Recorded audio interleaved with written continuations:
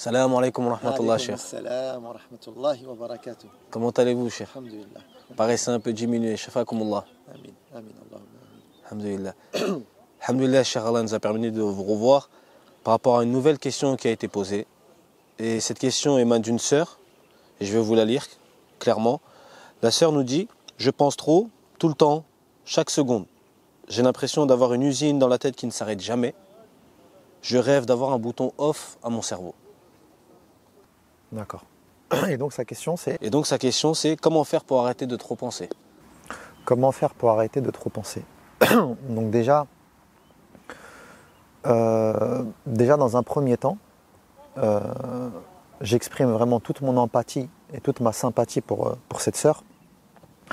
Parce que tu sais peut-être que l'une des épreuves les plus difficiles à surmonter ici-bas, même si les épreuves sont nombreuses, mais l'une des épreuves les plus compliquées pour un croyant, pour un serviteur, c'est d'avoir son aql, donc son pouvoir de réflexion, son pouvoir de raisonnement, son pouvoir d'analyse qui joue contre soi. Comme tu le sais, Allah Azza wa Jal, il a élevé l'humain par la raison. C'est ce qui différencie l'humain de toutes les autres créatures. Donc imagine-toi quand ce aql par lequel Allah Azza wa Jal t'a élevé, il joue contre toi. Maintenant à la question comment faire pour arrêter de penser, la question, comment elle est formulée, elle montre qu'il y a certains mécanismes qui ne sont vraiment pas compris auprès de la personne qui a posé la question. C'est pour ça, j'espère, Inch'Allah, qu'elle va rester concentrée vraiment jusqu'au bout de la vidéo. Et aussi, de surcroît, les auditeurs qui vont nous entendre. Pourquoi? Parce que ce mécanisme, en fait, il est extrêmement important. Et il y a des vrais enjeux qui se jouent ici. Donc déjà, comment arrêter de penser? C'est pas possible. Pourquoi? Parce que l'être humain, ontologiquement parlant, c'est un être pensant. Nous sommes des êtres de pensée. Nous produisons de la pensée. Et tu sais, il y a des études empiriques aujourd'hui qui sont sorties et qui expriment que l'être humain a à peu près 60 000 pensées qui le traversent par jour. Donc tu t'imagines, ça fait quasiment une pensée par seconde. Hein. Et donc, fondamentalement, on produit de la pensée. Et c'est ça qui nous distingue des autres créatures. Donc arrêter de penser, c'est tout simplement impossible. Maintenant, en fait, la sœur, elle l'exprime de cette manière-là. Pourquoi? Parce que je vais t'imaginer un petit peu la chose. Imagine-toi un entraîneur, il a une équipe de foot ou une équipe de basket et il joue un match important. Il est dans le vestiaire et il s'adresse à son meilleur joueur. Il lui dit: aujourd'hui, on compte sur toi et aujourd'hui, Inch'Allah, il va falloir que tu fasses le travail. Et donc, le match commence et à chaque fois qu'une passe est donnée à ce meilleur joueur, il prend ce ballon et il le retourne contre son équipe et il marque un but contre son camp. Comment ils peuvent espérer gagner un match comme ça? C'est pas possible. Donc ils vont passer de défaite en défaite en défaite en défaite. Et imagine-toi toute la frustration, tout ce qui va avec. Et en fait, c'est exactement ce qui se passe. C'est que Allah Azza wa Jal, il a élevé l'humain par la pensée. Et cette pensée-là, elle se retourne contre le serviteur qui l'utilise. Tu sais, beaucoup de gens pensent réfléchir, mais en fait, ils font que ressasser. Il y a une grande différence entre réfléchir et ressasser. En fait, une des caractéristiques de la pensée du ressassement, c'est une pensée circulaire, répétitive. Tu tournes en rond. En fait, tu fais du surplace. Aussi, beaucoup de personnes pensent réfléchir, mais ils ne font qu'exprimer. Ou ils ne font que vivre dans une virtualité. Tu sais, il y a des gens, tu parles avec eux, ils ont un problème, ils te disent: il faut que je réfléchisse à mon problème là. Mais en fait, il ne va pas réfléchir au problème. Il va réfléchir à des choses qui sont virtuelles, qui n'existent pas. Pourquoi? Parce que ce caractère virtuel des choses auxquelles il va réfléchir ne sont que l'expression des failles spirituelles qu'il a. Je vais te donner un exemple. Imagine-toi un frère ou une sœur qui envoie un message à son époux ou à son épouse. Et pas de réponse. 5 minutes, 10 minutes, 15 minutes, il renvoie un message. Une demi-heure, et là, le travail commence. Là, qu'est-ce qui va s'exprimer? C'est toutes les failles spirituelles qui vont sortir. Il lui est arrivé quelque chose.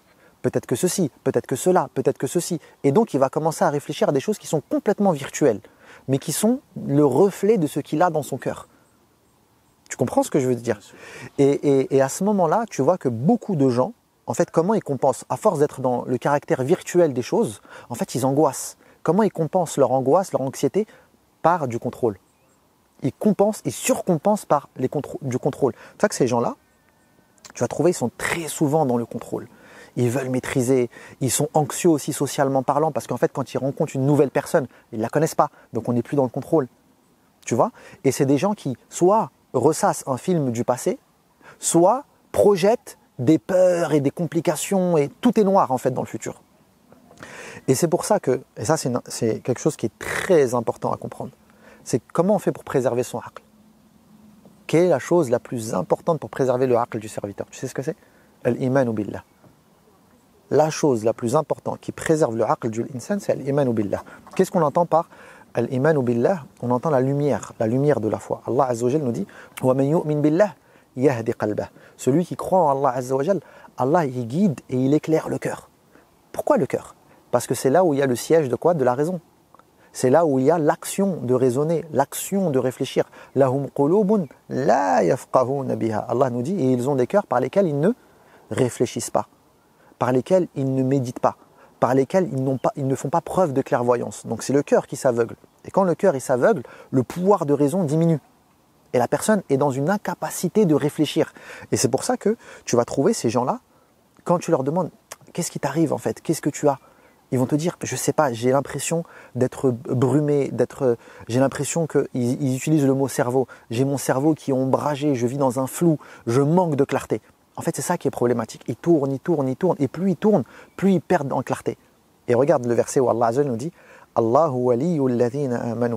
Allah, il est l'allié des croyants. Il les aime, il les aide et il les guide. Qu'est-ce qu'il fait? Yukhrijuhum min adh-dhulumat. Il te sort des ténèbres, de ce flou, de ce brouhaha. Il a nour, à la lumière. Tu vois la relation qu'il y a entre la foi et la lumière. Parce qu'il y a une relation directement entre la foi et la clarté. Et c'est parce que tu as de la clarté que tu arrives à de la certitude. Pourquoi le croyant, il est certain dans sa foi?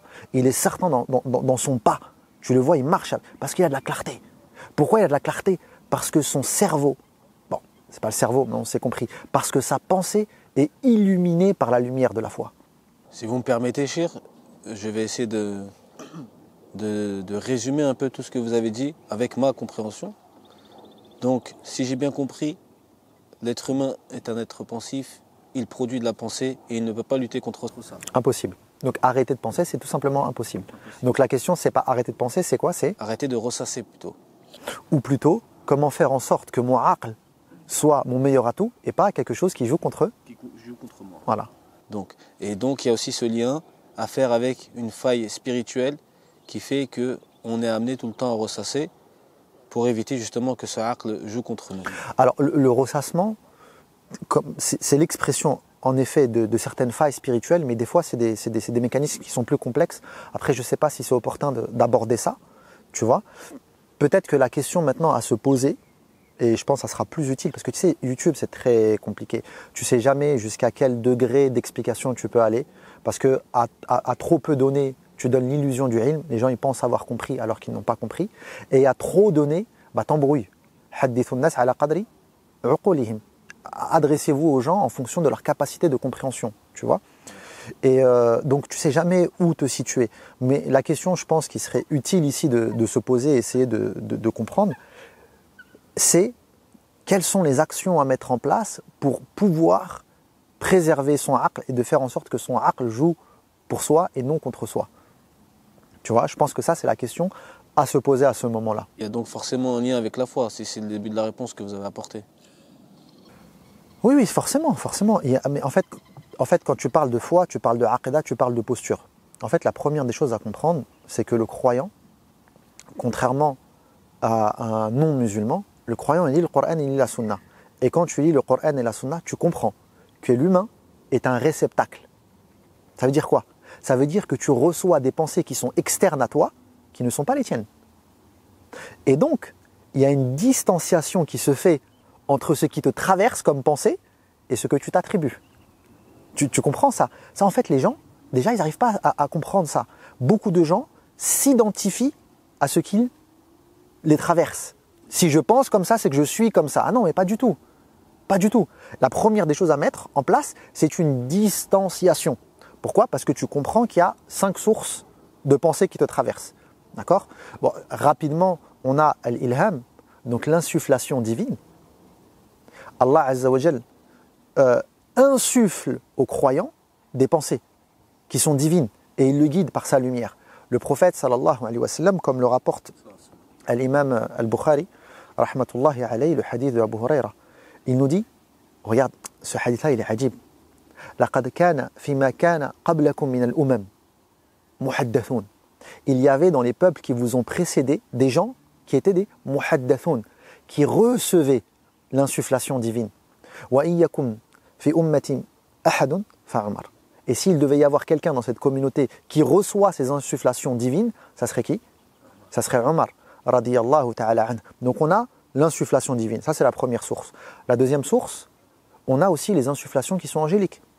Dans le hadith rapporté par l'imam al-Tirmidhi, il le rend Hassan, le prophète sallallahu alayhi wa sallam, il dit wa inna lil malaki lamma. Et l'ange a une insufflation. Et il la décrit, il dit i'adun bil khayri wa tasdiqun bil haqq. Donc on a l'insufflation ici qui est quoi? Angélique. Qui est angélique. On a, et là on commence à rentrer dans des insufflations où la compréhension de celle-ci et des mécanismes qui l'accompagnent, elles sont extrêmement importantes parce qu'elles t'accompagnent tous les jours. Autant l'insufflation divine, elle est pour les awliya, pour les proches d'Allah, pour les rapprocher d'Allah subhanahu wa ta'ala. Seule une élite a accès à ça. Autant les insufflations angéliques, elles sont aussi pour les awliya. Nahnu awliya'ukum fil hayati dunya wa fil akhirah, comme Allah nous dit dans le Coran.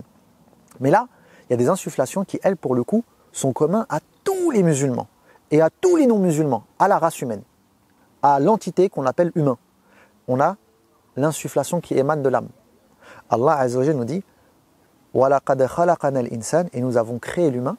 وَنَعْلَمُ مَا تُوَسْوِسُ بِهِ نَفْسُهُ, et nous savons pertinemment ce que l'âme yuwaswis, insuffle de manière très discrète. Donc là, autant avant on disait l'insufflation, autant là c'est autre chose, c'est un waswas. Le waswas, on y reviendra plus tard. Donc on a le waswas de l'âme. Et ce waswas de l'âme est tellement important que le prophète sallallahu alayhi wa sallam a enseigné à certains compagnons comme Hussein ibn Ubayd. Il lui a dit Qul, il lui a enseigné un dua. Il lui a dit dis Allahumma qini sharra nafsi. Oh Allah, protège-moi contre le mal de quoi? De mon âme, de moi-même, de mon âme.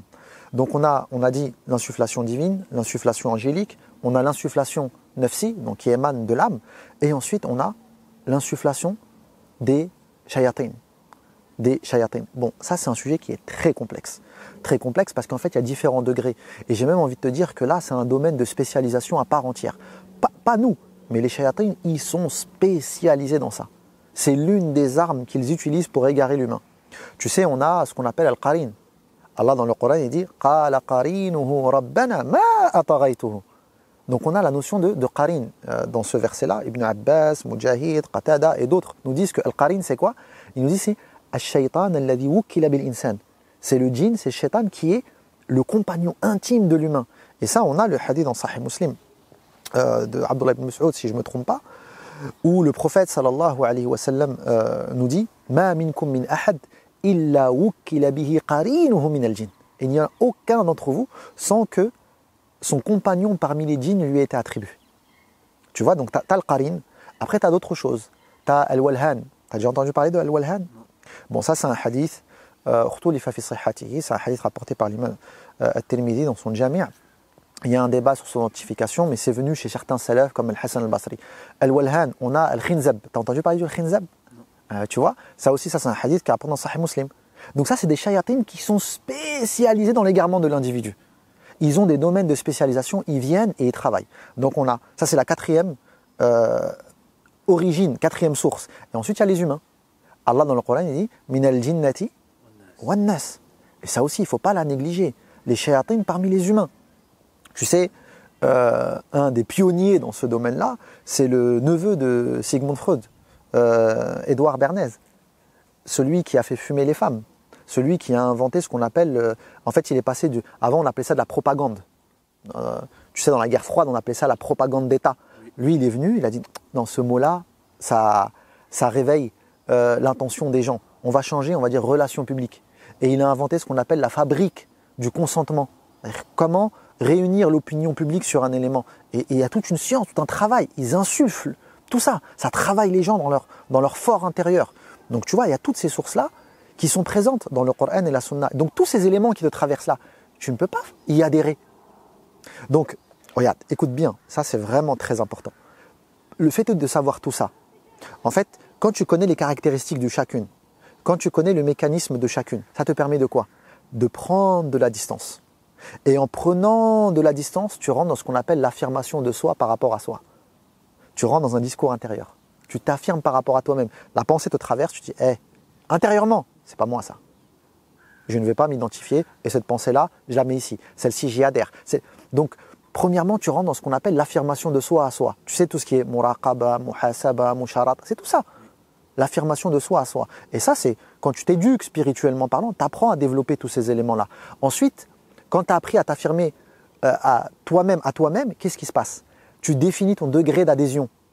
L'insufflation divine, j'en fais mienne et je remercie Allah subhanahu wa ta'ala. L'insufflation satanique, je la rejette, je la repousse. En fait, tu définis ton degré d'adhésion. Pourquoi? Parce que ton degré d'adhésion va définir ton identification. Tu t'identifies à quoi? Comment tu te définis? Et ça, Shaitan, c'est sur quoi il travaille. Avant que la vidéo se termine, je voulais rebondir sur quelque chose que vous avez abordé au début et savoir par quel mécanisme Satan utilise pour venir insuffler ses pensées. C'est vrai que ça c'est très très important ça. En fait, il faut comprendre une chose, c'est que c'est un ajib, hein. On ne cessera de s'étonner de l'humain. En fait, ce qu'il faut comprendre, c'est que la grande majorité des humains, Allahu Akbar, la grande majorité des humains, les pensées qui les traversent sont les mêmes. 95% des pensées qui te traversent journalièrement sont les mêmes. Ce que tu penses aujourd'hui, tu l'as pensé hier. Et ce que tu as pensé hier, tu le penseras demain. Et donc, tu es en vase clos. Tu es dans un circuit fermé. Imagine-toi un poisson dans un bocal. Qu'est-ce qui se passe? Shaitan, quand il voit ça, il se dit, mais c'est une aubaine. Il suffit pour moi maintenant de venir contaminer l'eau pour tuer ce poisson. Et donc, comment il va contaminer l'eau? Il va rentrer dans un mécanisme de rigidification de tes idées, de tes conceptions de vie. Il va attaquer ta aqidah. Il va attaquer ta aqidah. Il sait que en inséminant une aqidah, il va pouvoir agir sur tout le reste. Et ça, la majorité des gens, comme ils ne pratiquent pas at-tawba, le repentir. Parce que qu'est-ce qui t'empêche de sortir de ça? Qu'est-ce qui te pousse à le tawba? La tawba, la notion de tawba. C'est pour ça qu'Allah dit Ya ayyuhalladhina amanu tubu ilallah. Ô vous qui avez cru, pas les pécheurs, ô vous qui avez cru, ne cessez jamais de faire quoi? La tawba, le repentir. Pourquoi? Parce que c'est ce qui te permet justement de sortir de ce vase clos et de faire en sorte que Shaitan ne puisse t'atteindre. Parce que tu es dans une autocritique constante, tu es dans une évolution constante, tu es dans un questionnement, une méditation constante. Ce qui fait que tous les jours tu te repens à Allah Azza wa Jal, tous les jours tu renouvelles ta aqidah. Jaddidu imanakum bi la ilaha illallah. Renouvelez votre foi avec quoi? La ilaha illallah. Comme tu renouvelles tout le temps ta foi, il ne peut pas venir contaminer l'eau. Parce que tu la renouvelles tous les jours. La majorité des musulmans, ils délaissent le tawhid et donc il attaque l'eau. Comment il attaque l'eau? Regarde. C'est très important de comprendre ça. Parce que Shaitan, il est faible. Shaitan, il est très faible. Shaitan, qu'est-ce qu'il a? Il a le waswas. Dans le hadith, le prophète dit Alhamdulillahi alladhi radda kaydahu ila al-waswasa. Louange à Allah qui a fait en sorte que tout son stratagème se résume à quoi? Al-waswasa.